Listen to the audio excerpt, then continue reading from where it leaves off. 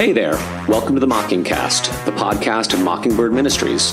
I'm your host, RJ Heyman. In just a few moments, I'll be joined by my co-hosts, David Zoll and Sarah Condon. We come to you every other Friday to explore some of the ways in which we see grace and its absence or opposite playing out in the world around us. We're so glad you joined us. Praise the Lord. Praise the Lord.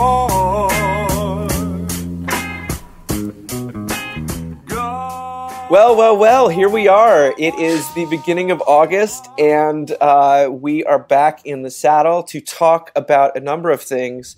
But the first is probably the most pressing issue. I think when someone forwarded this to me, they say, the hard-hitting news from the Wall Street Journal. We are talking about Joanna Sugden's article, "Sorry, Mom, Your Floss Dancing is Just Embarrassing." It is, a really incredible piece of journalism that profiles the dance move that has swept the globe, and the late adopters known as Mom and Dad, and how many children are mortified. Given the rest of what we're talking about today, I figured it would be good to begin with something slightly lighthearted. My favorite parts of this were when they interview the English people and the people sort of from across the globe. Sherith Hancock, a 59-year-old teaching assistant, spent hours practicing her floss before an end-of-the-year event at a school in Liverpool, England. "I went home and Googled, how can I learn to floss? And this very patronizing 6-year-old in America taught me," she said. She and her colleagues practiced the move in school storage rooms after the final bell and beside the office photocopier. "There was a little code between us," Miss Hancock said. "You'd say, 'Go on, show us your floss.'" The school staff surprised students with a mass floss. "The children went wild," Miss Hancock said. When she broke out the floss at a wedding earlier this month, however, it did not go over well. Now, there's more to the article, but Sarah, you put this in our orbit. Where did you go with it? So we have a 7-year-old boy, so that is like the age to floss. Like, it was dabbing last year, it's flossing this year. So I will notice that, like, even Dabbing if he's is so just 2017. Don't even talk I know, about exactly. dabbing. Don't bring it up. It's embarrassing.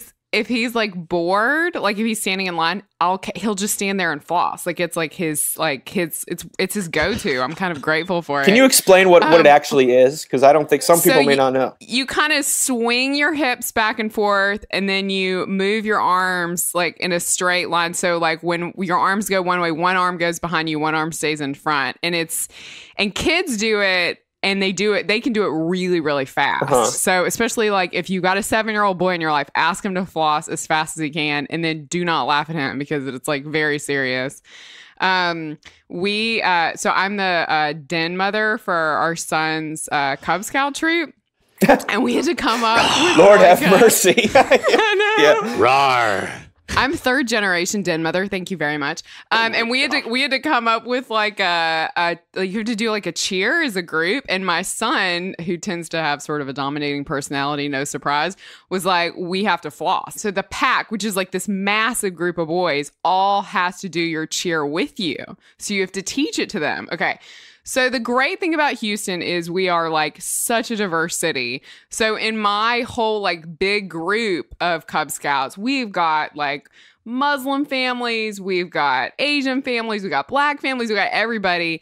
And watching a woman in a hijab flossing like at Cub Scouts was like the highlight of my year. I was like, this is like the best of Houston happening right now. So anyway, I'm a big fan of the floss. I'm picturing it right now. That is actually it was amazing. Like, she went all in. I was like, yeah, sister, let's do this, So anyway, yeah, I love the floss. Do your boys floss, RJ? I feel like your littlest one's too little and your older ones are too old. I think I'm embarrassed I'm scared to ask them because I think they shall hurl insults and ire upon mine head. Just do it. Do it in front of them and see what happens. That's what I want to see. Well, I probably will because I my thought was, as the father of 2 teenage boys, I do feel as if it is my God-given right and responsibility to embarrass them as much as I possibly can. My wife and I tried to send them really awful, bitmojies.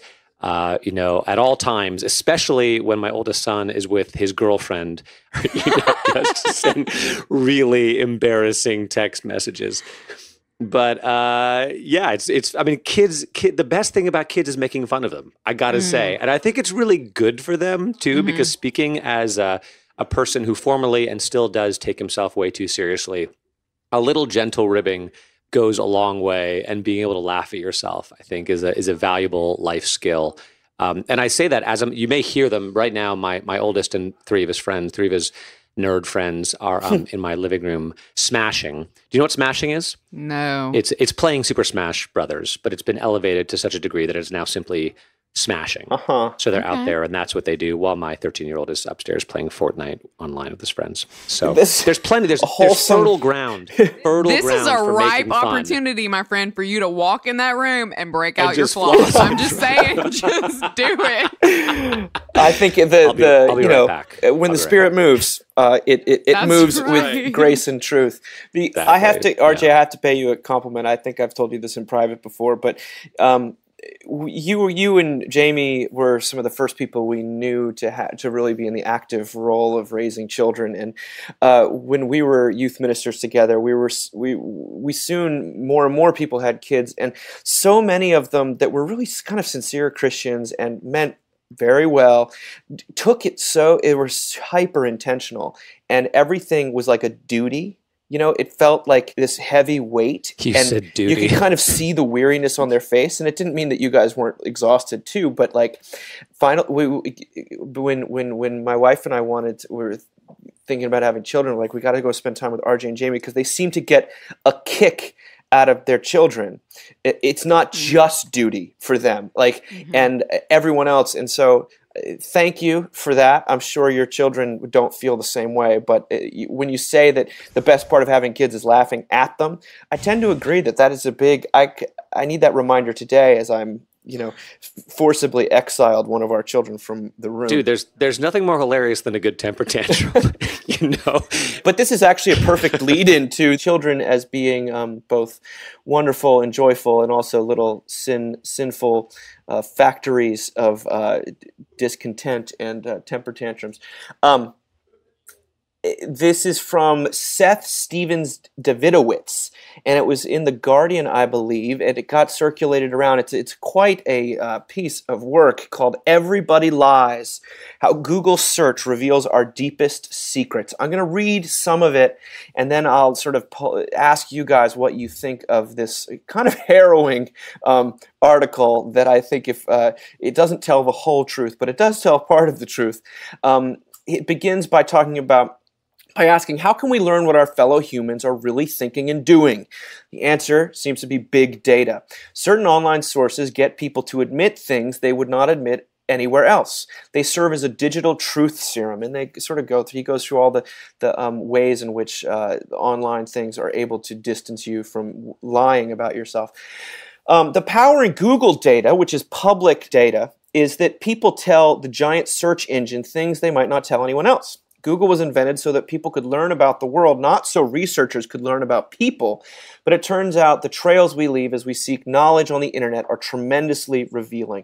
Now, he goes on to talk about this in terms of sexuality, mainly, both in sort of orientation as well as kind of sexual proclivities, the questions people ask in relationships, but also in terms of racism and sexism, and basically everything that is cloaked in shame in our culture. Google search reveals sort of what we really think about it. And there's a lot to unpack there, but I'm going to do my best to focus on two things. First of all, he talks about a speech that President Obama gave about the responsibility of all Americans of every faith to reject discrimination. It was a famous speech.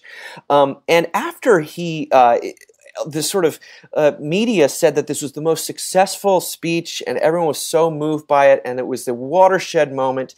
But Google Search told a different story. Search is calling Muslims, quote, terrorists, bad, violent, and evil doubled during and shortly after the speech. Obama asked Americans to, quote, not forget that freedom is more powerful than fear, yet searches for, quote unquote, kill Muslims tripled during his speech.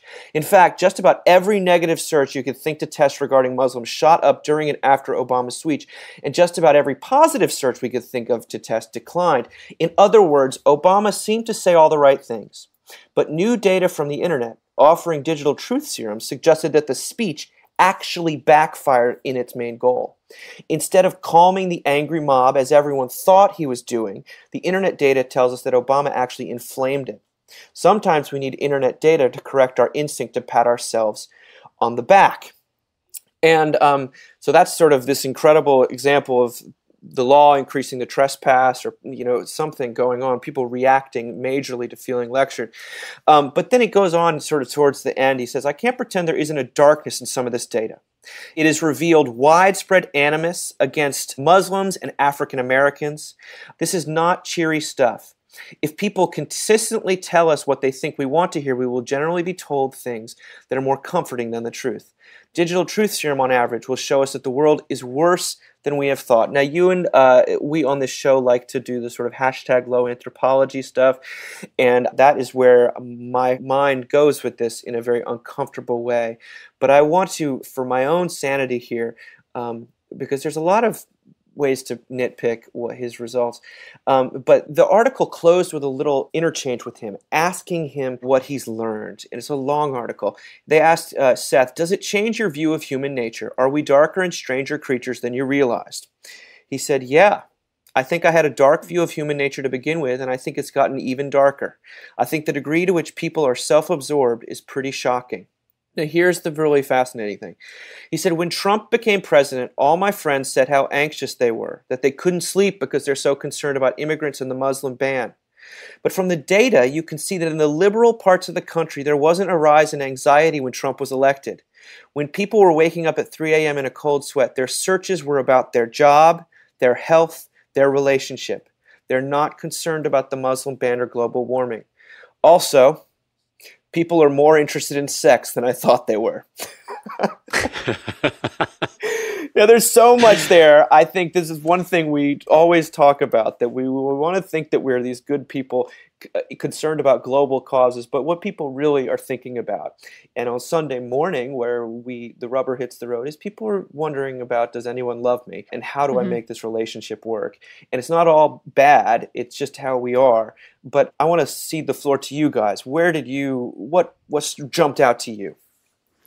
So I heard this guy interviewed, which is part of the reason I went and was looking at this article, because he talked about how the most popular hashtag on social media that starts with "my husband is "my husband is the best." But the most popular Google search or Google searches that begin with "my husband is" are "my husband is a jerk," "my husband is an asshole," "my husband is psycho." And so what we project to the world is so different from Google, right? But the question that comes to my mind is what purpose is Google serving, right? It's not like we've had Google for hundreds of years. We've had Google for, 15 or whatever. I still remember Ask Jeeves, for the record. I used to ask Jeeves questions. But Google, what is it that we're turning to it for? Because it's obviously more than just information. So I pulled up my own Google search because I'm fascinated. I was like, what have I searched for today, or today, probably today and yesterday. So it's my kid's swim school to arrange for her to take swim lessons, which I definitely did at my job. How many calories are in the Starbucks sous vide eggs? Because I was going to get those for lunch and I'm neurotic and vain. The Startup Church Planning Podcast, because I keep looking it up because it's awesome. And then my husband's church, which I'm at every day. Why am I Googling? You know what I mean? So anyway, it's just, it's fascinating to me. It's like, it's for more, it does say so much about us, but what does it say? And also what did people do at 3 o'clock in the morning 50 years ago when they woke up and they were worried about death? What did they do? I'm fascinated by this. It reminded me a lot of what I think you said this first, Dave, or I heard you say this first, the discrepancy between our Facebook selves and our search history selves. And I've used that in sermons before to great effect. Like there's an audible gasp, when you talk about people's search history selves, because the fear that might be exposed and the truth it would tell about who you are. It dovetails nicely. I'm working on a little piece for the website, which we'll see if it goes up. But this week's episode, we'll see. This week's episode of This American Life. It's called Crime Scene, and one of the little vignettes is a 12-minute thing about a guy in California who owns a crime scene cleanup business, and he's hilarious. He's from Santa Cruz, but he has an affected Southern accent because he feels like it's good for business and it's very comforting to people. And so the producer asks him, what have you learned in all these years you've been showing up at crime scenes and doing this awful work cleaning up blood and gore, and it's the things he's seen is crazy. And he says, without missing a beat, that he goes, people are dirtbags. I thought people were normal. I can do Southern because it's not real for him and it won't be real for me.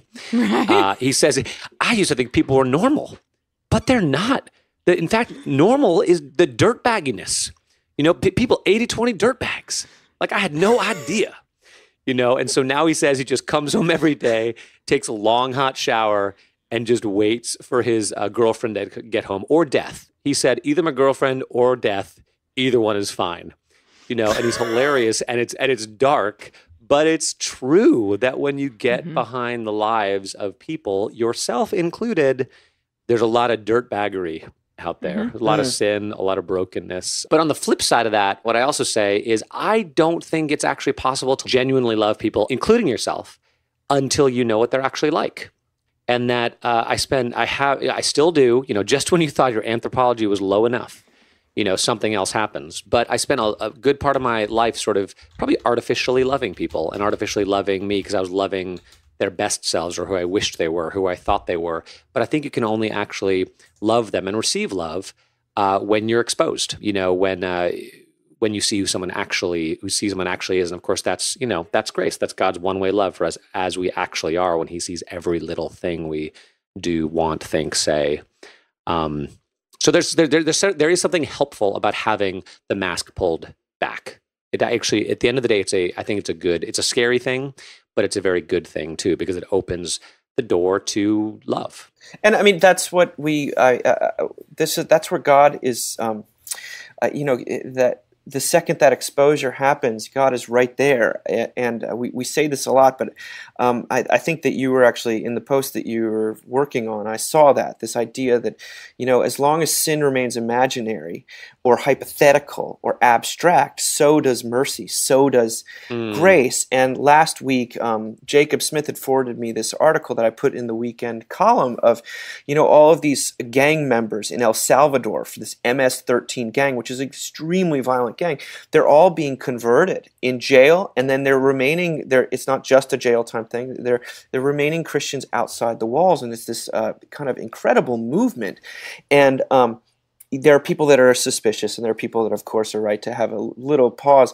But there's it's this example, one after another, of all these guys with face tattoos that have really been through some things and have really done some awful things, talking like this is the only way out for me. And God is met me. I cannot pretend that I wasn't a part of this gang. I can't pretend that I didn't do the things that were involved in the initiation of this gang. And that, as long as sin remains imaginary, so does redemption. And that's not to say God's handcuffed in any way by our misgivings or our, the way we obfuscate. But it does mean that there is something very powerful that happens when the search history is revealed. I want to get to the example that we bring up at the end, but before we do, big data is such a great lead into this incredible column from Ross Douthat in the New York Times. It's called Oh, the Humanities. And it's about the new data that's come out that confirms that technocracy is crushing the life out of humanism or the humanities, that the humanities on college campuses are in really bad shape. And he tells a story. It's all from Alan Jacobs' new book, actually. Alan Jacobs, who spoke at our conference this past year.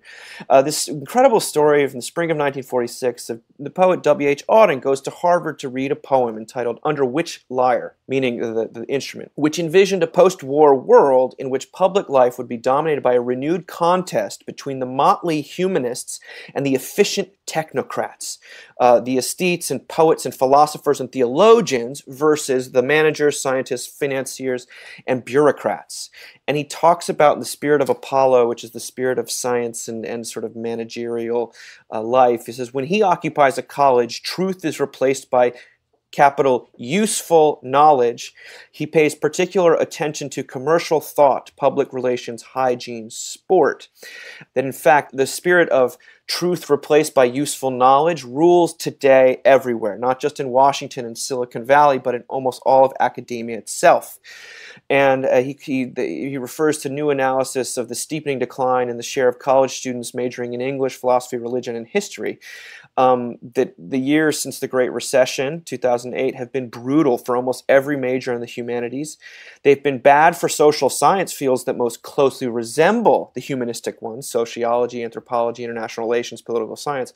Meanwhile, the sciences, the engineering have gained at the expense of humanism. STEM is what everyone's all about. He says this is driven by economic concerns, but also, some would say, due to the humanists themselves, who have become overly politicized and have been marching lockstep to the left and pursuing postmodernist obscurantism in their scholarship and prose, meaning they've gotten really highfalutin and almost impossible to understand. But here's where it gets, I think, really trenchant for us. In a technocratic culture, eager for quote-unquote useful knowledge and technical mastery and increasingly indifferent to memory and allergic to tradition, the poet and the novelist and the theologian struggle to find an official justification for their arts. And both the turn towards radical politics and the turn toward high theory are attempts by those in the humanities to supply that justification, to rebrand themselves as the seat of social justice and a font of political reform, or to assume a pseudo-scientific mantle that lets academics claim to be interrogating literature with the rigor and precision of a lab tech doing dissection. At the moment, both these efforts look like failed attempts. Then he says the last time there was a revival in the humanities, which was with the post-war time, we had the benefit of forces that are no longer with us. For example, there was a stronger religious element in mid-century culture, which rooted mid-century humanism in a metaphysical understanding of human life, an understanding that both ennobled acts of artistic creation and justified a strong interest in the human person's interiority, their actual person, as opposed to just their brain chemistry or social role.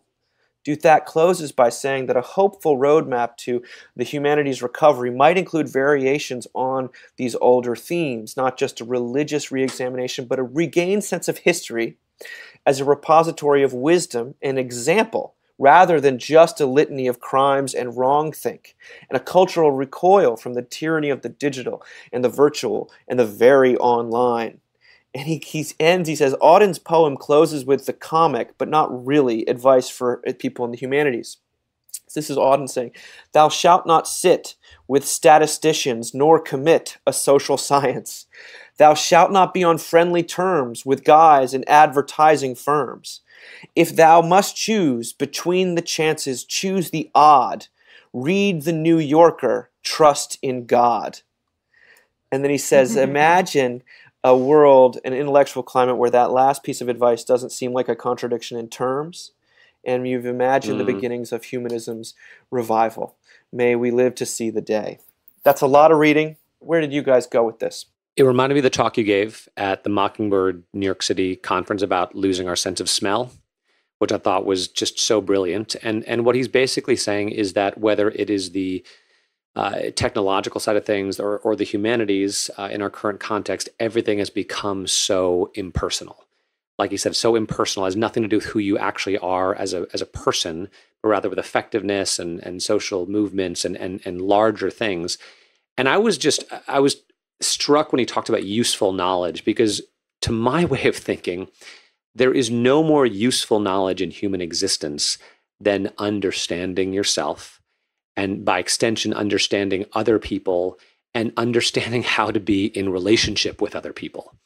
That there could be no more valuable college course than, how to be married, how to be a parent, how to be in relationship with other people. And people are going to have differing opinions about those things. And I get that, in our sort of postmodern moment. But it is striking that the very thing that, do that as saying has been, castigated as unuseful, actually is the most useful thing. The most useful thing you could ever possibly understand or know is yourself and other people and how to be in productive relationship with other people, which is very difficult and takes a lifetime to sort of, figure out, but is also the most worthwhile thing we could possibly know.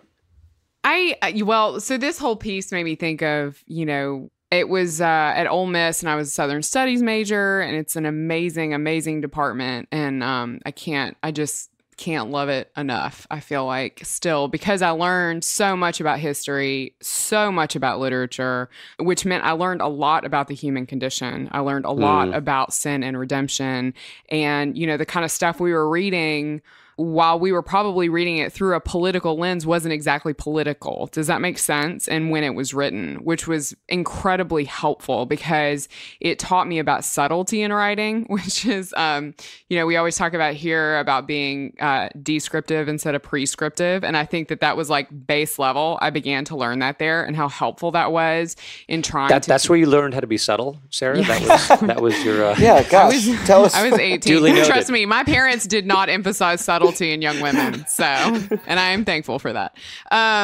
But yeah, no, it was just such an incredible experience. But so I've been thinking about that department. I was thinking about how, like, and I'm using air quotes here, but useless, like some of the graduate theses. Am I saying, which one is it, guys? Yeah, whatever. When I was an undergraduate, because I was kind of obsessed with these people who were like literally going to get, their masters in this. Like I remember one girl was writing about NASCAR culture, right? Like, what? Yes. What do you know what I mean? But it was like, Cars. I mean, there's so sure it's cars, but it's also like, all these white people who like show up and then, sit in the middle. I don't know if you've been to NASCAR, but they camp out together and like cars race around them at really high speeds. And, it's allegedly a lot of fun. Like, I mean, not useful and yet incredibly, probably insightful given where we are today politically, right? But I remember when she did it, people are like, she's crazy. I mean, there's a guy who wrote about pot liquor, which neither of you probably know what that is. But I mean, there was some interesting... I've seen the Chef's Life. I've watched that show. Okay. Yeah. So anyway, that stuff becomes incredibly helpful later in this interesting way. The other thing I think about when we talk about the loss of humanities is because, yes, there's a loss, but like I am convinced that humanity will always make up for it someplace else because we're still having to process internally what's happening in us, right? Mm-hmm. And it's on Instagram, I think. Our own Stephanie Phillips wrote a piece, a really fantastic piece that I cannot recommend enough, on the site called My Lifestyle Brand Isn't Pretty, but it's amazing. Amazing. And she writes about these women who have this whole, I mean, I'm not sure if they're the W.H. Auden of, 2018. They're not. But there's this like this internal, and it's not most of it's not super political, but it's this internal sort of processing that's like telling people how to get through things, and spoiler alert, like none of it helps. So, which is the interesting thing that Stephanie points out. But anyway, it's it's sad though, right? It's sad to read this stuff that the humanities are less funded, and I don't know. Yeah, I mean, I find it to be I rewrote something about underachieving boys and the masks that men wear for the new issue of the Mockingbird, the Deja Vu issue. And one of the throwaway lines that I put in there that wasn't in there before was I said, if you spot a male English major in the wild today as an undergraduate, and I'd say this having worked very closely with undergraduates for almost 15 years now, if you spot one today, you've spotted something very rare. Like that's just, and I was worried that maybe I was overdoing it, but one of our interns who's proofing it is he just finished, he graduated from the UVA as an English major, and he thought it was the best part of the article because he couldn't agree more, that no guys are going into the humanities anymore, and less women too, but it's so underfunded. We're so, the technocracy, the big data, we think, things aren't important unless they can be mastered, unless there's a sort of a right, wrong, an answer and a wrong answer. And there's, Bill Deresiewicz talked about this at our conference a couple of years ago in a brilliant talk about how even the humanities that are there have been so co-opted by scientism, and by that meaning that we're only interested in them as so far as they can sort of confirm our pre-existing notions, or that they can become another piece in our toolkit towards success, and that everything's been co-opted by the cult of productivity and the law, and in which any kind of open-ended questioning or spiritual life, to say nothing like any kind of even acknowledgement of spiritual life as being a huge component of where people are, as Instagram, as Busy Phillips' Instagram stories, I watch them all the time. They're amazing because she's talking about actual life. She's not talking about abstract categories. And so this is where, we've lost something, and I don't want to blame people who aren't in the humanities anymore, because I see the tremendous pressure people are under to not take those classes. But it makes me sad. It breaks my heart, because I think it's the only thing worth doing. Sure.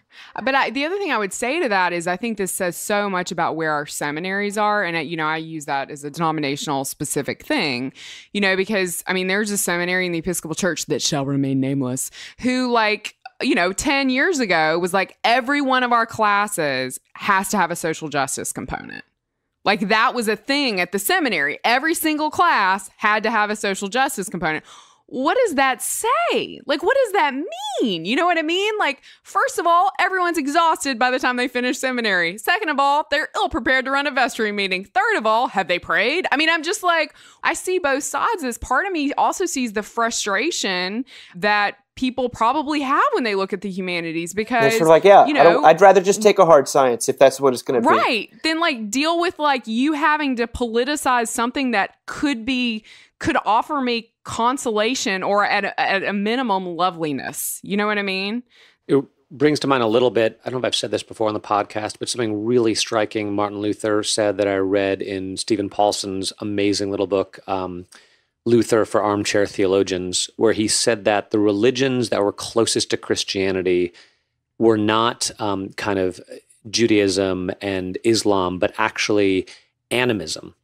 That people who worshipped the water, the rocks, the sun, that they were closer because at least they located God in the real world and not in their projection or philosophy or imagination or abstraction, And I think there's something powerful about that if you want to find God, you're going to find him in reality.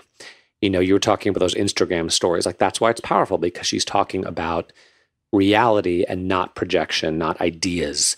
And we always want to elevate God and try to find God in a higher place than he actually is. He who walked among us, who is intimately engaged in the details of our everyday life. That it's scary to think about him, finding him there, but that's where he is. That's where God is. So we shouldn't look sort of out and up, but down and in. Well, that seems like a perfect lead into our final thing, which was the Facebook post from Garrison Keillor, of all people, who, as people know, is sort of retired and let go and has been in all sorts of trouble with the way he's treated women in the past. And he posted a sort of a bleary-eyed picture of him on Facebook, posted something the other day that is just... I found very moving. He writes that, he said, "I wept in church this morning, sat in my pew and wept big tears, breaking several decades of dry-eyed Christianity, and in an Episcopal church. It was a healing service, and after the sermon, the clergy and the deacon stood in a line across from the front of the church, and people were invited to come forward for prayers of healing. Some old, some young, came up to a clergy person. The two of them joined hands, and the supplicant leaned forward and whispered, and the clergy person prayed for him or her. These encounters took several minutes. There was no hurry. It was so moving, the visible body of Christ offering prayerful attention to individuals who needed it. And I wept, so I couldn't even sing the healing hymn, 'Take my hand, precious Lord.' A steady stream of people. And then I joined them, and I went to a black lady deacon who took my hands, and I whispered that I have too much anger about a wrong done to me, and I feel crippled by anger. And she prayed in a soft Caribbean voice, a long prayer, as I stood there trembling.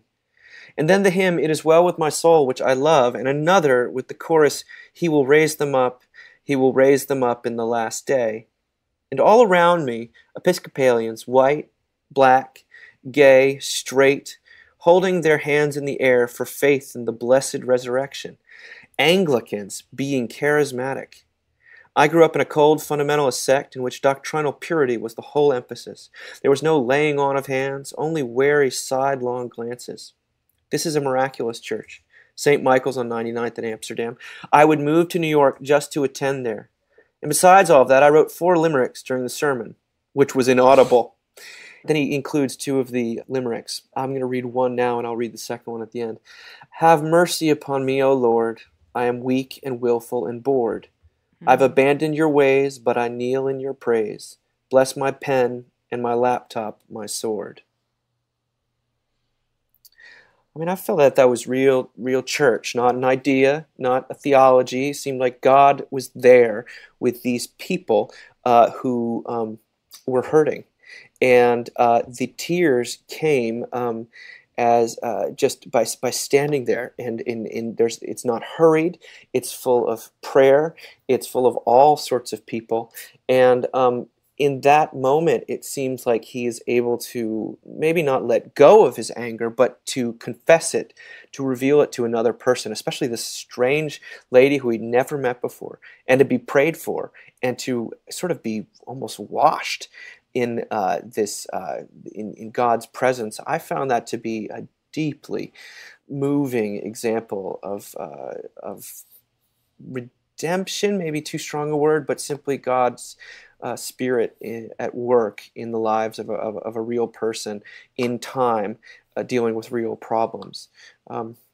I don't know, Sarah. I don't have the attachment to Garrison Keillor that I know you grew up with, but I do have followed the news a little bit. So it was kind of bowled over that he would put this out there. He would use whatever platform he's got left to say this.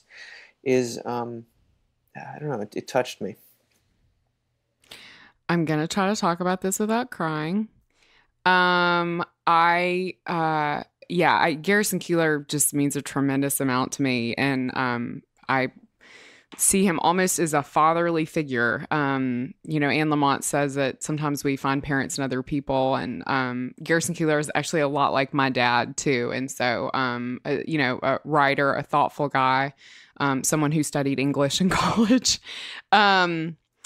So when I started the discernment process, and I think I've told this story here before, and was asked you have to go through all these, all this questioning, who my favorite preacher was, who my favorite theologian was. Everyone had these great answers of these like old school, whoever. And I said Garrison Keillor, because he's that important to me. The work he did on the Writer's Almanac is so important. And it is like literally the thing about the Writer's Almanac, which if you don't know it, they put out a poem every day. They give you all this history about who the writer of it is. I mean, he does these compilations of poetry that make you want to read poetry. It's just so powerful. And it's all been pulled off the internet. Like, it's gone. Like, his life's work has just been like, it does not exist. That is what has happened to him in the fallout from his sin. And so my prayer when I read this, is that the church can respond to him with a level of mercy that Jesus responds to him with in this moment, and obviously responded very powerfully and palpably to him in this moment. My prayer is that the church, and whether that is St. Michael's or that is another church, but that the church can meet him with the same level of compassion and consolation and mercy that Jesus has met him with. So that's all I can say about this. I'm so glad he went to this church and he had this experience, and he felt sort of released and forgiven and healed in a way that he needed. Part of me wishes he hadn't written about it. Oh, that he hadn't put it on Facebook. It's helpful and hopeful to hear that he experienced this, and at the same time, being a writer, being the public figure that he was for so long, it must be very difficult for him to no longer be in the spotlight. But maybe it'd be better if he wasn't. Maybe it'd be better if he had just had this experience and put it in a journal or saved it for a book that he writes later about this time in his life or something like that. Just the form in which he posted it. And I didn't think about this till just now. When I first started, I was like, this is amazing. This is amazing. This is amazing. But before you started talking, Sarah, I was like, maybe he just needs to go away for a little while, for his own sake. But is that unmerciful? I don't know. I don't think Maybe that's it is. unmerciful. I totally understand what you're saying. And I think that's not bad advice either. I think Jesus is doing something in the life of Garrison Keillor, and I think he processed that out loud. And whether or not that was a good idea is up to the hands in heaven. But I think, when God does something like this in our lives, I think so often we either have experiences like this, or we have experiences like I was in my car today and it's like 180 degrees in Houston right now, which makes me mad all the time at everything. And I was like, I'm just going to turn on some of my, music I like that puts me in a good mood and think about the Lord. And like, I did that and was in a better place. And I was like, I'm such a good Christian. And what I realized in that moment is that Did you say it with that accent? I do. That's literally the accent that happens. So I take it really seriously when it happens. What I realized in that moment is whether it's God and all his mercy coming to Garrison Keillor in this way, or God coming to me in the car, it's the same thing, right? I didn't do anything, right? I may have felt like I did something, but I didn't do anything. It's just God like slamming into us. And I think sometimes, I totally agree, RJ, the best thing we can do is just like be in that and not have to like say it out loud. I don't know. Or process it. I feel for him as a writer, though. I think there is that, processing thing out loud and fame. Sure. You're totally right. There's tons of ego there, so. I know a couple guys who are, who are used to being in the spotlight.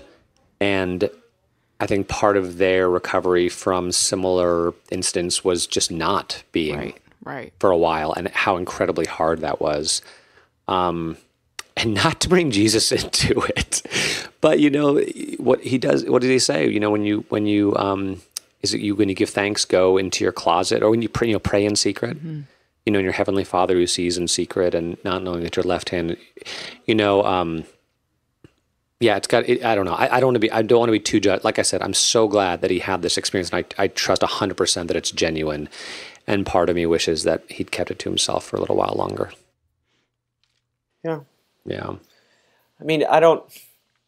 I feel like I don't know. I can't say, of course I can't say what this means in the life of Garrison Keillor or the life of the people, the women whose maybe, I don't know, whose careers he ruined or what have you. That's all speculative. It's speculative what even happened. But I know that when I read about it, it was touching to me. And it was evidence at a time and a day when I needed to hear that God is not just an idea or a theology, but God actually meets sinners like me in unexpected places. Yes, and even in the church. Because I don't really think much of the church, universal, if that can make even any sense.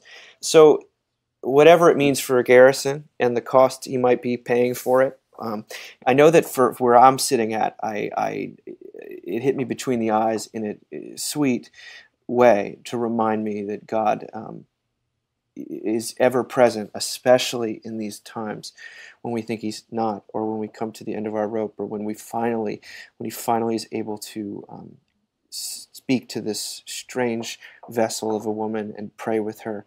And the final, I just want to end by this amazing other limerick that he wrote. I say the prayer of contrition and see my pernicious condition. And then in an instant, and am cleansed, at least rinsed, a sinner, but a newer edition. Is that the hope for all of us today? So good. And it reminds me so much of the Spurgeon quote where he says, what is it? I kiss the wave that slams me into the rock of ages. Anyway, wow. Just reminds me of that. Well, that's all we got for today. I do want to say that I have now held the proof of the Deja Vu issue in my hands, and it is beautiful. I cannot wait for people to see it, but leafing through it. Now, while plenty of voices are missing and plenty of wonderful things we've done are missing, I realize that it's about as close to a climbing on point, a ramping on point, a summary, and an access point, an introduction to Mockingbird and what we're all about as we've produced. It's all these different voices coming together with humor and with heart to say something about the nature of who we are and who God is. That I think that maybe comes close to Auden's thing about reading the New Yorker and trusting in God. I mean, maybe in my wildest fantasy that could be something that we achieve here. But if people don't have a subscription, I do encourage you to do that, because it's shipping right after this episode airs. And Sarah, you've got a wonderful thing in there. And I'm very happy with what I've got, and Ethan has done just a phenomenal job. It's basically, I can't imagine a more beautiful product putting together. So anyway, I commend that to you, and until we meet again, good luck on the first day of school, everybody. And can't wait. Thank you, Sarah. Thank you, RJ. Thanks. Thanks, Dave.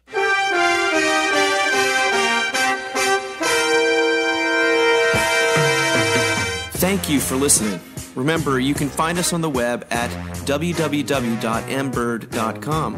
And we'd always love to hear from you at info@mbird.com. Audio production for the Mockingcast is provided by the Narrativo Group, and if you like what you've heard, please do drop over to iTunes and leave us a rating and review. Until next time. Praise the Lord. Praise